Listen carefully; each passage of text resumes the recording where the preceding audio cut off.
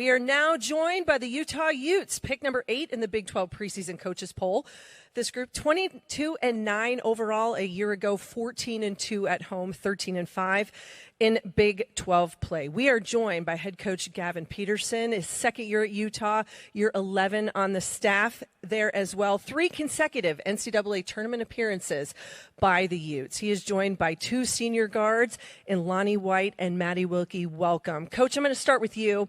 Welcome to Kansas City and Big 12 Media Day. I know you've been here, but this is your first run here at this fantastic event. I know last year was unique in many ways for you and for your team, but it's a strong tradition of success for Utah women's basketball, and that's now continued in the Big 12.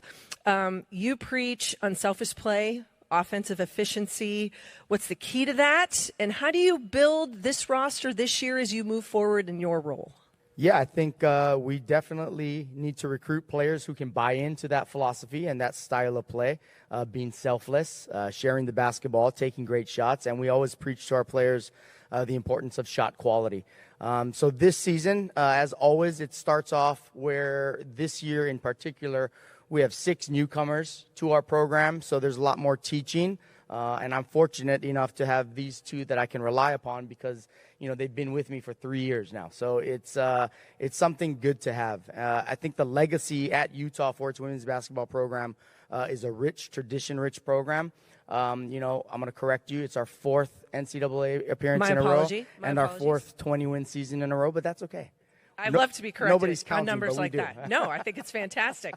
With that said, as you blend these newcomers with your returners and veterans, ones that have been through the trenches and understand, what have you liked from this group in practice so far? Where do you see yourself? Do you say, ooh, we're really good here, this not so much? How's it playing out in mid-October? Yeah, I think the one thing that has been so refreshing to see and from our newcomers, even our upperclassmen, it's just they're coachable.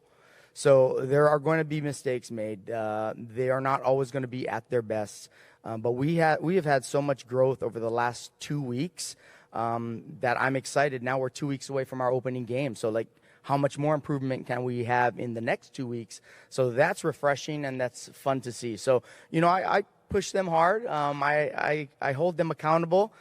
We set the standard and we hold them up to that standard. And so it's hard for especially the freshmen to have to adjust and navigate through that. Not only are they away from home for the first time, but now they're playing basketball at another level where the intensity is always on high. Every possession matters, and that's something we preach.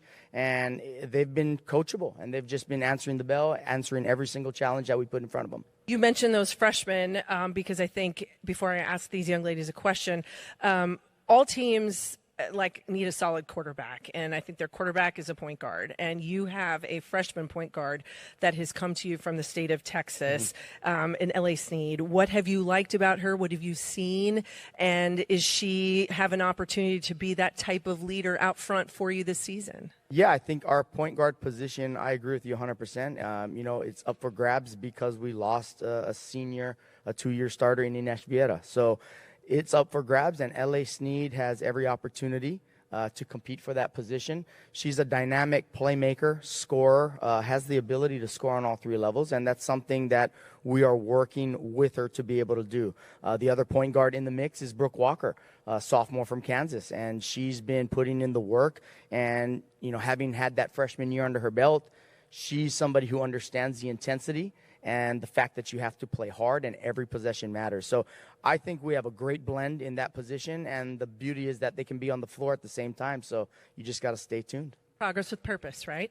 All right. Well, I'm going to ask the question of these 2 again for our media friends out there. If you do have one, please raise your hand. We will bring a microphone to you. Talani, I know your journey has been unique. We talk about transferring, making those moves. In the red and black for you, as you are at Utah here, what is it that you look forward to the most thinking about this upcoming season in your senior year? Yeah, great question. I think what I'm looking forward to most is kind of just getting back in the Huntsman.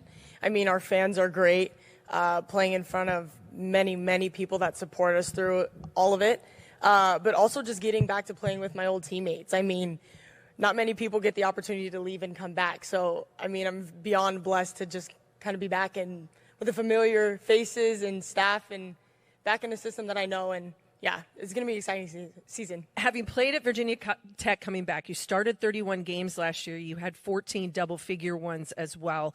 So what is it about your game that fits the system and fits with this group that you all have now at Utah? Yeah, I think I kind of got that experience under my belt now, and kind of just bringing that leadership and energy and that charisma that I've always had back to this program. I think I left and I came back like I never left, really.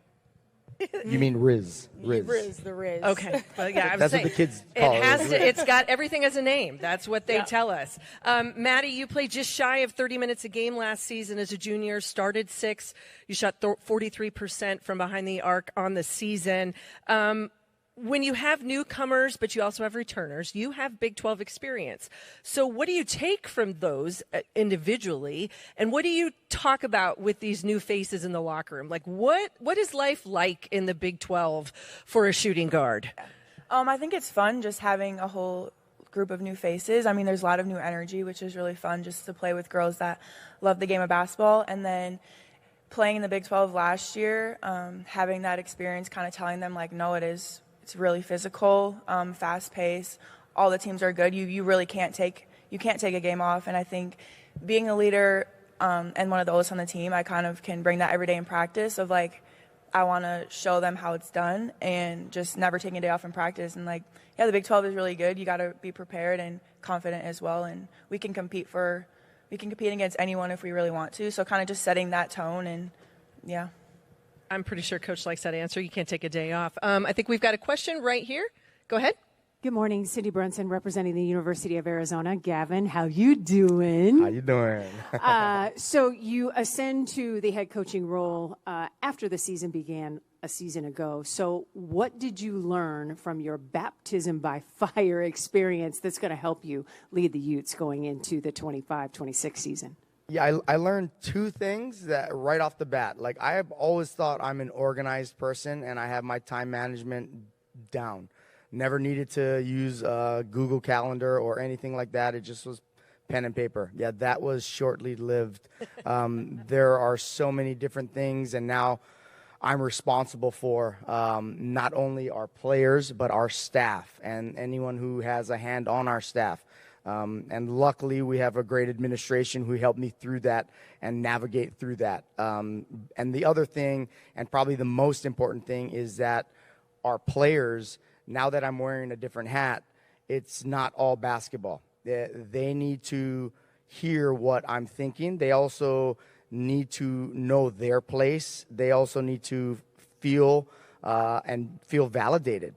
And so there were a lot of times when they come sit on my couch and we just talked. It doesn't have to be about basketball. A lot of times it ends up going there, but it's just being there for them, understanding that it's not just all basketball.